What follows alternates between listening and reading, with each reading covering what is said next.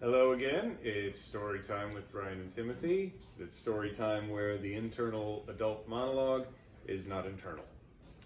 So today we have chosen a sort of a Peruvian tale called Love and Roast Chicken, a trickster tale from the Andes Mountains by Barbara Knutson. Hi guys. Hi guys. So, Timothy, ready? We're gonna enjoy our story here. So, one day in the high Andes Mountains, Cui, the guinea pig, was climbing up and down the paths looking for something to eat. But just as he opened his mouth to take a bite of tender sweet grass, Cui saw Tio Antonio, the fox, coming over the rocks in front of him, and there was no time to hide. Now, I'll tell you that one of the reasons we picked this is because it is Peruvian, and our family is doing a little bit of a Peruvian study at the moment while we're locked in on our coronavirus quarantine. And so we picked up a couple of things. Cui, the guinea pig, is kind of redundant because it means guinea pig, the guinea pig. And also Tio Antonio is, for some reason that no doubt makes total sense, a traditional Peruvian way of referring to a fox. So Uncle Tony is the name of foxes in this country, which actually sounds kind of fun to me. So Cui thought fast. He squeezed under the edge of a great rock and pressed up with his arms. Aha, dinner, snarled Fox, ready to pounce. Tio Antonio, cried Cui, haven't you heard? The sky is falling. Nonsense, growled Tio Antonio, but he couldn't help looking up. It looks the same as always. That's because I'm holding it up with this rock, said Cui. I've been here all day and I need to go to the bathroom. Now, really, if you're holding up the entire sky, you can hold it. You're holding one thing, hold the other one.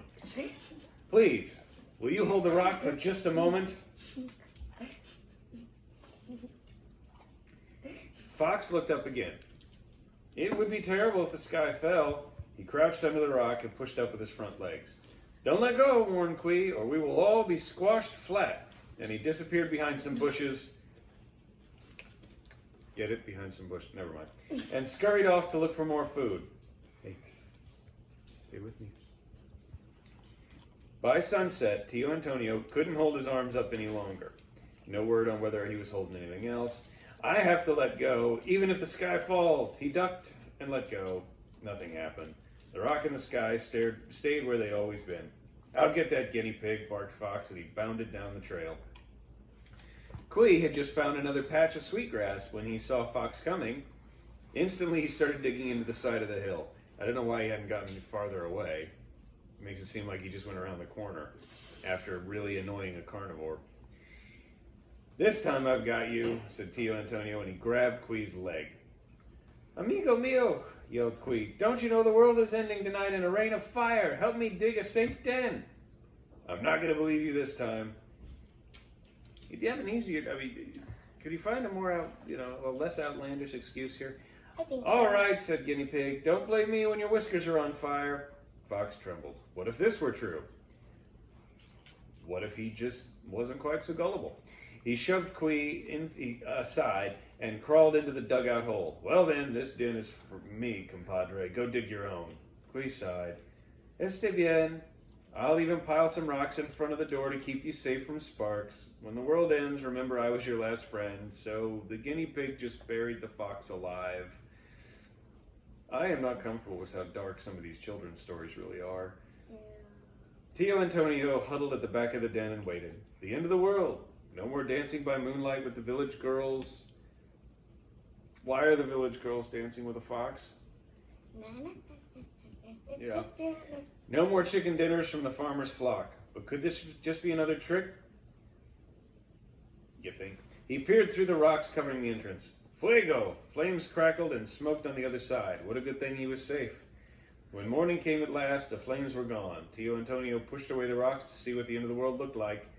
And the sun was shining. A condor was soaring over the mountain, and down in the valley, Florinda, the farmer's daughter, was planting potatoes. Potatoes? In front of Fox's den lay a pile of ashes from Guinea Pig's fire. So this guinea pig knows how to make a fire. Frankly, I don't know why this guy's not just king of the guinea pigs. I think he likes guinea pigs So, better. Quee, howled Fox, next time I'll eat you on the spot. But Quee had a plan. I'm going where there's plenty of food and someone who always chases foxes away, he decided, and he put on a hat and a poncho and went down the mountain to knock on the farmer's door. Buenos dias, papi, said Quee. Need any help with the alfalfa? What a small man, thought the farmer, but I do need help. This farm is at a very, very high altitude, I think. I think we're going to go with that. Because this farmer just believed that a farm worker who's about 8 inches high knocked on his door. What a small man, thought the farmer, but I do need help. Bueno, he said, you can start right away. All day, Quee helped Florinda weed and hoe and water the fields, but all night he feasted on fresh alfalfa. All this food and no fox in sight. I'm going to stay here the rest of my life, he decided. So the guinea pig, smart enough to start a fire, isn't clever enough to realize that if he eats the crop, the farmer's going to figure it out eventually. By the third day, the farmer noticed something was wrong. See? Who's stealing all my alfalfa, he wondered. Yeah, I don't know. This is a 2-person operation, and we've just involved a mystery third person who's 8 inches tall. Who indeed? I'd better make it look like someone's guarding the field. He shaped the little person out of clay and covered it with sticky sap from the eucalyptus tree. He propped it up in the field and went to bed. Having done all he could, I guess. In the middle of the night, Quee crept out for a snack, but someone had gotten there before him. Buenas noches. Are you a friend of Florinda's? We can't quite make up our mind whether or not Quee is the smartest person in the book or no brighter than anyone else. The visitor said nothing. I said hello. Quee reached out to shake her hand, and his paw stuck. So she has a hand, but he has a paw. This ought to be a clue. Oh ho, so you want to hold my hand? I thought he had a paw. He patted her on the shoulder with his other paw, but that one stuck too. Caramba, let go, Guinea Pig said. If you don't let go, I'll kick you. But the person didn't say a word, and she didn't let go. Quee kicked hard with his right foot, because he has no sense of pattern recognition, and his foot stuck. Then he kicked with his left foot. That stuck too. Who'd have predicted that? You're a naughty guinea pig. Oh, you think? How rude, he cried. Let go or I'll hit you with my head. Because I've no idea what'll happen to that. But when he did, his head stuck too. Let me go, shouted Quee, so loudly that the farmer woke up and ran outside. Que trompazo, what a rascal, you're not a farm worker. Sense having again been restored to the farmer. You're a guinea pig, and you've been eating all my alfalfa. Well, Florinda loves to eat roast guinea pig, and tomorrow we will eat you.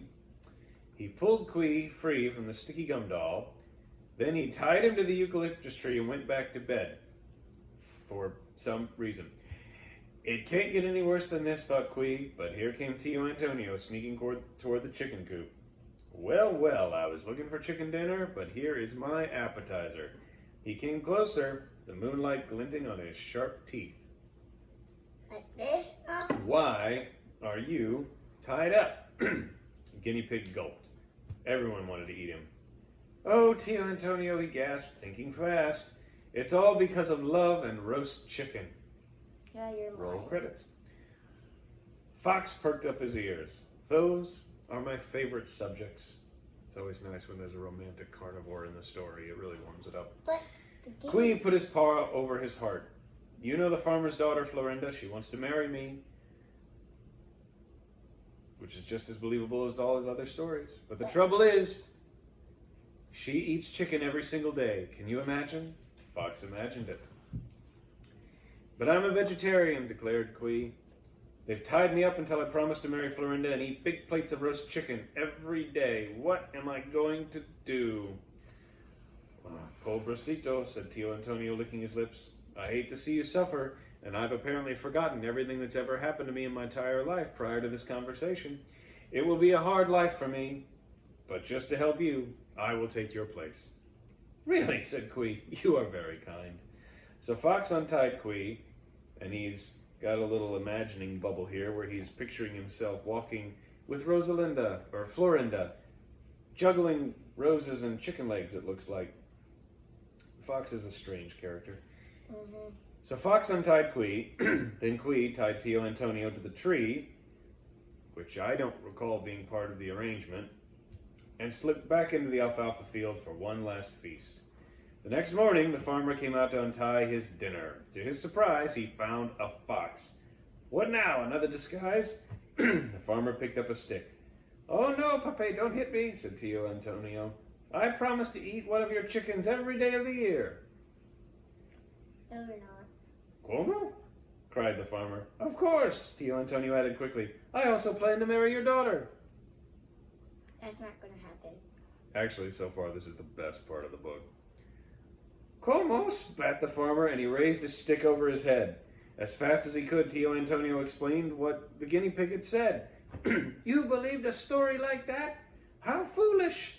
The farmer laughed until tears ran down his cheeks, having apparently forgotten that this same guinea pig tricked him merely by saying he was human despite being 8 inches tall. Don't eat guinea While the farmer laughed, Fox bit clean through the rope, for some reason not having decided to do that in the middle of the night, and scrambled over the field wall. Quee, he howled as he ran, you will never trick me again. And to make sure that was true, he stayed away from Quee for a long, long time. Which probably helped. That was an interesting story. What did you think? Yeah! Yeah, bedtime for you. Hope you enjoyed it.